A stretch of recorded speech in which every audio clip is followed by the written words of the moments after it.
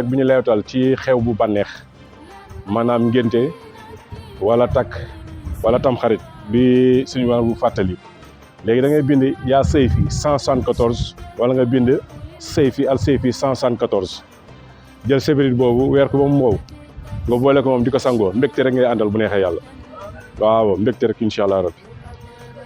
174 al Seyfi wala yaa Seyfi bu la ci neex nga bind ci boole kook sébrit bi di ko sangoo mbégte rek ngay àndal bu neexee yàlla. ma ne ci toftal yi rek ma ne bu fekkee ne ku jigéen ndax dañuy wax ci góor ñi ku jigéen ki bu dee ceeb kese faj na lépp ci jigéen ceeb kese faj na lépp ci jigéen def ko ndoxam di naan rek am yeneen ñu koy boole waaye ceeb kese faj na lépp ci jigéen. bu dee ko góor nag koo xam ne dafa néew kattan wala ñu takk la xala wala mu dab la ci yoon am na benn bant bu ñu naan xat da nga koy xar ci digg bi xat